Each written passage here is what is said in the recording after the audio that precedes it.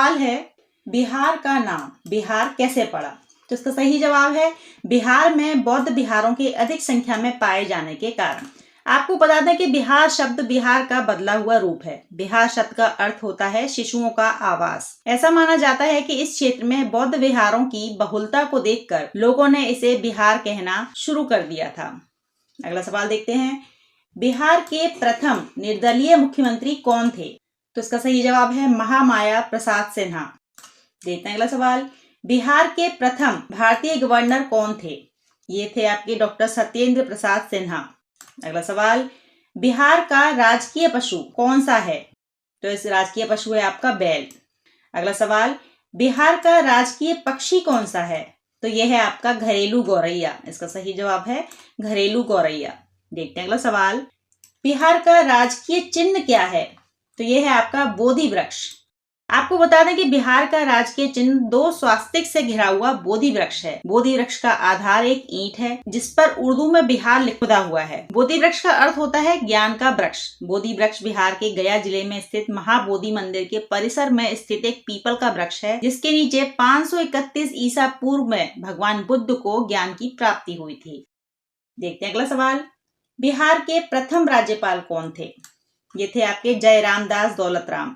अगला सवाल, बिहार के प्रथम मुख्यमंत्री कौन थे? ये थे आपके श्री कृष्ण सिंह। इसका सही जवाब श्री कृष्ण सिंह। अगला सवाल, बिहार की जलवायु में कितनी ऋतुएं शामिल हैं? इसमें है आपकी 3 ऋतुएं शामिल, ग्रीष्म, वर्षा व शीत। इसका सही जवाब ग्रीष्म, वर्षा व शीत। सवाल नंबर 10, वैदिक काल में बिहार का प्राचीन नाम क्या था? तो ये था आपका प्राच्य, पूर्व देश। अगला सवाल, बिहार की अर्थव्यवस्था का मुख्य आधार क्या है? यह है आपका कृषि। कृषि बिहार की अर्थव्यवस्था का मुख्य आधार है। चलते हैं अगले सवाल की तरफ, बिहार में कुल कितने प्रमंडल हैं? तो इसका सही जवाब है 9। आपको बता दें कि मंडल और कमिश्नरी दोनों एक ही चीज हैं। बिहार में अच्छे और सुचारू रूप से शासन चलाने के लिए कुछ जिलों को जोड़कर एक मंडल बनाया जाता है, उसे ही प्रमंडल कहते हैं। हर एक प्रमंडल का मुखिया कमिश्नर होता है। बिहार के 9 प्रमंडल हैं, पूर्णिया, भागलपुर, मुंगेर, तिरहुत, दरभंगा, पटना, कोसी, मगध और सारण।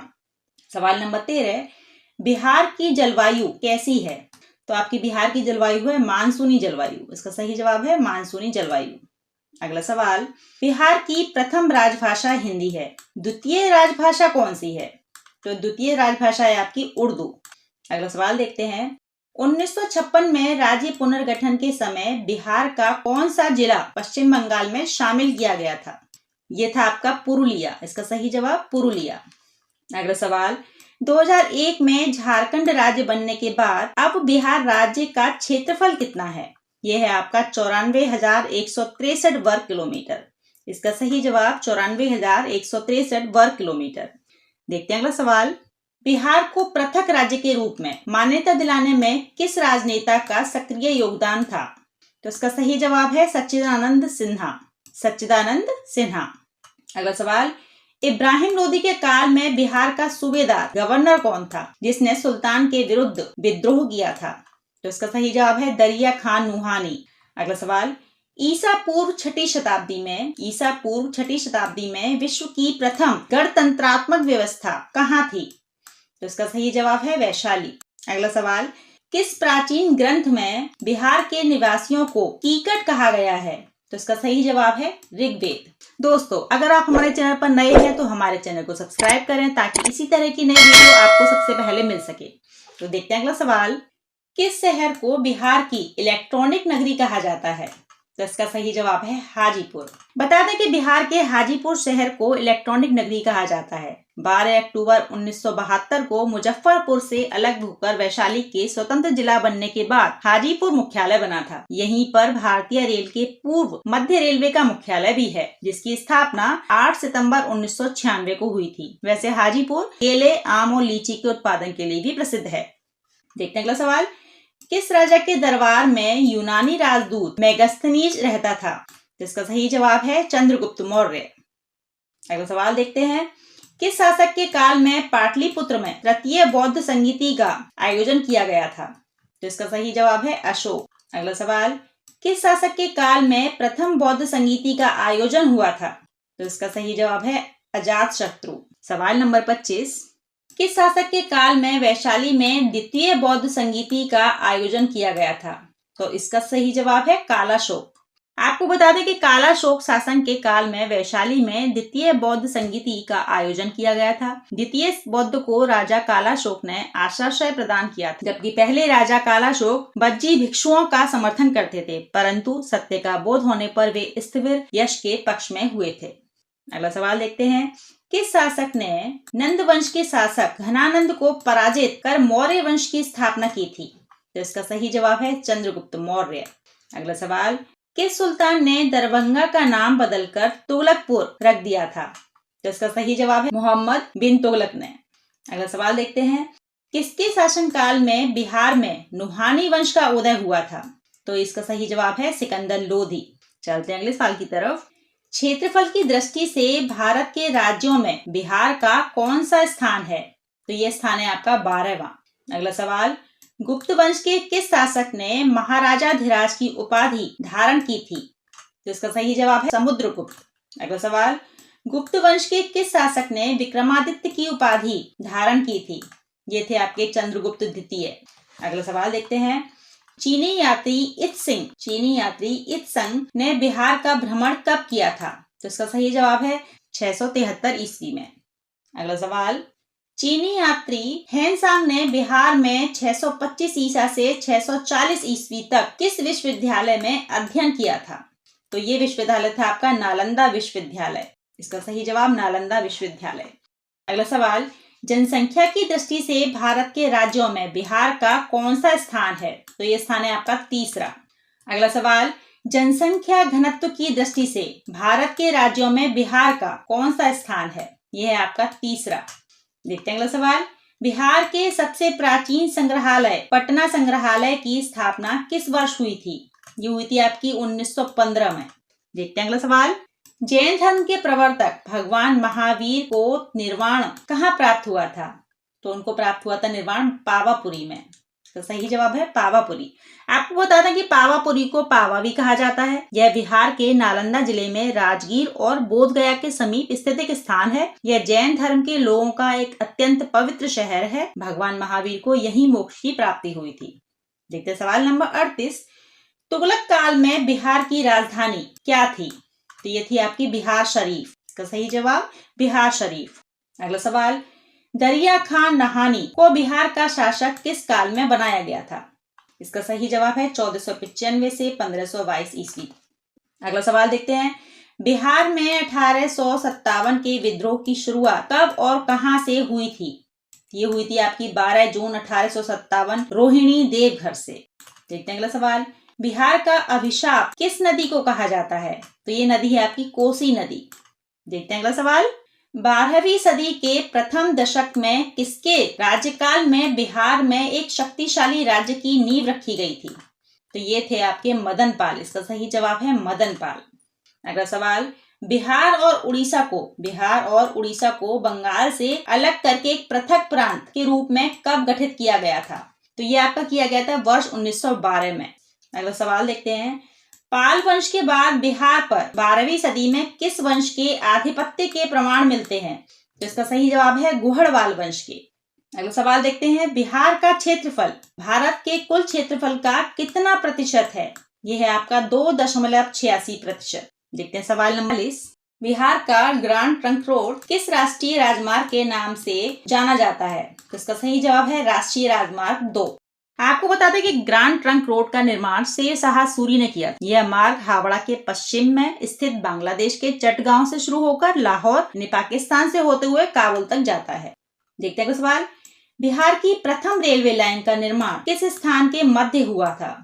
ये हुआ था आपका मुगल सराय से कलकत्ता के मध्य। अगला सवाल, बिहार के किस नगर से भारत के महान ज्योतिषाचार्य आर्यभट्ट का गहरा संबंध रहा था? तो यह था आपका पाटलिपुत्र। इसका सही जवाब पाटलिपुत्र। देखते हैं सवाल, बिहार के किस भाग को भारत का उद्यान कहा जाता है? तो इसका सही जवाब है गंगा का मैदानी भाग। देखते हैं अगला सवाल, बिहार के किस स्थान पर अशोक के अभिलेख मिले हैं? ये मिले हैं आपके लोरिया, नंदनगढ़, लोरिया, अरेराज, रामपुरवा, सभी चंपारण में हैं। बिहार के लोरिया, नंदनगढ़, लोरिया, अरेराज, रामपुरवा स्थानों पर अशोक के अभिलेख मिले हैं। यह सभी जगह चंपारण में स्थित हैं। तो दोस्तों, अब तक हम पूरे 50 सवालों को पढ़ चुके हैं। उम्मीद है आपको ये वीडियो जरूर पसंद आ रहा होगा और बिहार जीके में आपकी पकड़ भी मजबूत हो रही होगी। तो आप देखते हैं 51वां सवाल। बिहार के किस स्थान पर प्रथम जैन सम्मेलन हुआ था? ये हुआ था आपका राजगृह। इसका सही जवाब है राजगृह। अगला सवाल, बिहार के किस स्थान पर विक्रमशिला विश्वविद्यालय अवस्थित है? तो ये है आपका भागलपुर में। इसका सही जवाब भागलपुर। अगला सवाल, बिहार के किस स्थान से उत्तर पाषाण काल के पुरातात्विक अवशेष मिले हैं? ये मिले हैं आपके चिरांद। इसका सही जवाब चिरांद। अगला सवाल, बिहार राज्य का सबसे पुराना उद्योग कौन सा है? यह है आपका चीनी उद्योग। अगला सवाल देखते हैं, बिहार के नालंदा विश्वविद्यालय को नष्ट करने वाला कौन सा शासक था? तो ये था आपका बख्तियार खिलजी। इसका सही जवाब बख्तियार खिलजी। अगला सवाल देखते हैं, बिहार का सबसे बड़ा पशु मेला कौन सा है? यह है आपका सोनपुर का मेला। सोनपुर का मेला बिहार का सबसे बड़ा पशु मेला है। अगला सवाल, बिहार में बोधगया में बौद्ध मंदिरों का निर्माता कौन था? तो इसका सही जवाब समुद्रगुप्त। अगला सवाल, बिहार के प्राचीन नालंदा विश्वविद्यालय में शिक्षा का माध्यम क्या था? तो इसका ये माध्यम था पाली। इसका सही जवाब है पाली। देखते हैं अगला सवाल, बिहार के किस स्थान से पुरापाषाण काल के अवशेष मिले हैं? ये मिले हैं आपके मुंगेर से। इसका सही जवाब मुंगेर। अगला सवाल देखते हैं, बिहार क्षेत्र की चर्चा सबसे पहले किस साहित्यिक रचना में मिलती है? तो ये मिलती है आपकी शतपथ ब्राह्मण। इसका सही जवाब है शतपथ ब्राह्मण। अगला सवाल, बिहार भारत के किस भाग में स्थित है? यह है आपका उत्तर पूर्व में स्थित। बिहार जो है वो उत्तर पूर्व में स्थित है। अगला सवाल देखते हैं, बिहार में उच्च न्यायालय कहाँ स्थित है? बिहार में उच्च न्यायालय कहाँ स्थित है? यह है आपका पटना में। अगला सवाल, बिहार में कहाँ के मानसून से वर्षा होती है? यह है आपका बंगाल की खाड़ी। इसका सही जवाब बंगाल की खाड़ी। अगला सवाल, बिहार में किस महापुरुष ने ज्ञान प्राप्त किया था? इसका सही जवाब गौतम बुद्ध। गौतम बुद्ध ने बिहार में ज्ञान की प्राप्ति की थी। देखते हैं अगला सवाल, बिहार का सर्वाधिक औसत आर्द्रता वाला स्थान कौन सा है? यह है आपका भागलपुर। इसका सही जवाब भागलपुर। अगला सवाल, बिहार के हिंदी के समाचार पत्रों में सबसे पहले प्रकाशित होने वाला समाचार पत्र कौन सा था? यह था आपका प्रदीप। इसका सही जवाब प्रदीप। अगला सवाल, बिहार राज्य चकबंदी अधिनियम कब लागू हुआ था? ये हुआ था आपका वर्ष 1956 में। वर्ष 1956 में बिहार राज्य चकबंदी अधिनियम लागू हुआ था। देखते हैं अगला सवाल, बिहार में नालंदा विश्वविद्यालय की स्थापना किस सम्राट के प्रयासों से हुई थी? ये हुई थी आपकी कुमारगुप्त प्रथम के प्रयासों से नालंदा विश्वविद्यालय की स्थापना हुई थी। देखते हैं अगला सवाल, बिहार में नंगी हड़ताल का आयोजन किस जेल से प्रारंभ हुआ था? यह हुआ था आपका छपरा जेल। इसका सही जवाब छपरा जेल। अगला सवाल, बिहार में बुद्ध की सबसे प्राचीनतम मूर्ति कहाँ से मिली है? ये मिली है आपकी बोधगया से। अगला सवाल, बिहार में प्रथम बौद्ध संगीति का आयोजन कहाँ हुआ था? ये आपका हुआ था राजगृह में। अगला सवाल देखते हैं, बिहार में मानसून का प्रवेश कब होता है? ये होता है आपका 9 से 10 जून के बीच। अगला सवाल, बिहार में अंतिम अफगान सुल्तान कौन था? ये था आपका बहार खां। इसका सही जवाब बहार खां। देखते हैं सवाल नंबर 74, बिहार राज्य का सर्वाधिक ऊंचा स्थान कौन सा है? यह है आपका कैमूर की पहाड़ी। इसका सही जवाब कैमूर की पहाड़ी। बिहार का सर्वाधिक ऊंचा स्थान कैमूर की पहाड़ी है, जो विंध्य रेंज का पूर्वी हिस्सा है। ये पहाड़ी लगभग 483 किलोमीटर में फैली हुई है। ये मध्य प्रदेश के जबलपुर से लेकर बिहार में रोहतास और सासाराम तक है। इसके अलावा उत्तर प्रदेश के मिर्जापुर को भी छूती है। देखते हैं अगला सवाल, बिहार में सर्वप्रथम आने वाला विदेशी यात्री कौन था? ये था आपका मेगास्थनीज। अगला सवाल देखते हैं, बिहार में नहरों द्वारा सिंचाई सबसे अधिक किस क्षेत्र में होती है? ये होती है आपकी उत्तरी गंगा का मैदान। इसका सही जवाब उत्तरी गंगा का मैदान। अगला सवाल, बिहार में जयप्रकाश आंदोलन की शुरुआत कब हुई थी? ये हुई थी आपकी वर्ष 1974 में। चलते हैं अगले सवाल की तरफ, बिहार से किसे संविधान सभा का स्थायी अध्यक्ष चुना गया था? ये थे आपके डॉक्टर राजेंद्र प्रसाद। इसका सही जवाब डॉक्टर राजेंद्र प्रसाद। आपको बता दें कि 9 दिसंबर को हुई पहली बैठक में संविधान सभा ने अपना कार्यकारी अध्यक्ष चुना था और उसके 2 दिन बाद यानी 11 दिसंबर 1946 को डॉक्टर राजेंद्र प्रसाद को सभा का स्थायी अध्यक्ष चुना गया था। अगला सवाल देखते हैं, बिहार राज्य की पूर्व से पश्चिम की अधिकतम चौड़ाई कितनी है? ये चौड़ाई है आपकी 483 किलोमीटर। अगला सवाल, बिहार राज्य की स्थापना की घोषणा किस दिन हुई थी? ये हुई थी आपकी 12 दिसंबर 1911 को। अगला सवाल, बिहार राज्य में कौन सा सिंचाई का साधन सर्वाधिक उपयोग में लाया जाता है? यह है आपका नहर। इसका सही जवाब नहर। देखते हैं अगला सवाल, बिहार दिवस कब मनाया जाता है? ये मनाया जाता है आपका 22 मार्च को। बात करते हैं बिहार दिवस की, तो 1912 में अंग्रेजों ने बंगाल प्रांत से अलग करके बिहार को एक नई पहचान दी थी और 2022 में बिहार अपने गठन के 110 सालों को पूरा कर चुका है। बिहार दिवस हर साल बिहार राज्य के गठन के प्रतीक के तौर पर 22 मार्च को मनाया जाता है। इस दिन अंग्रेजों ने 1912 में बंगाल से राज्य का निर्माण किया था। चलते हैं अगले सवाल की तरफ। बिहार शरीफ में स्थित ओदंतपुरी विश्वविद्यालय की स्थापना किसने की थी? ये की थी आपकी गोपाल। इसका सही जवाब है गोपाल। अगला सवाल, बिहार से उड़ीसा को पृथक करके एक नया प्रांत कब बनाया गया? ये बनाया गया आपका वर्ष 1936 में।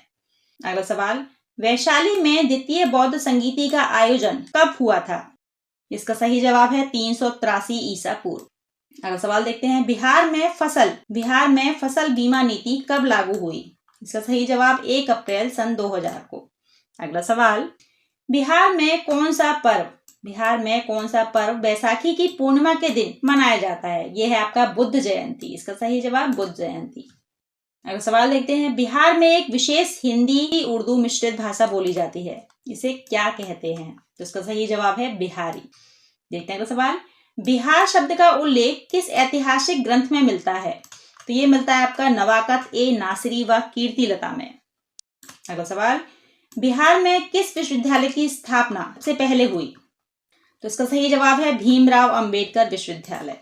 अगला सवाल देखते हैं, भगवान महावीर ने जैन धर्म के प्रचार के लिए किस भाषा का प्रयोग किया था? यह किया था आपकी भाषा प्राकृत। अगला सवाल, बिहार से झारखंड का विभाजन किस दिन हुआ था? तो इसका सही जवाब है 15 नवंबर सन 2000। अगला सवाल, मौर्यकालीन इतिहास के महत्वपूर्ण साक्ष्य बिहार के किस स्थान से प्राप्त हुए हैं? तो इसका सही जवाब है कुम्हरार से मौर्यकालीन इतिहास के महत्वपूर्ण साक्ष्य प्राप्त हुए हैं।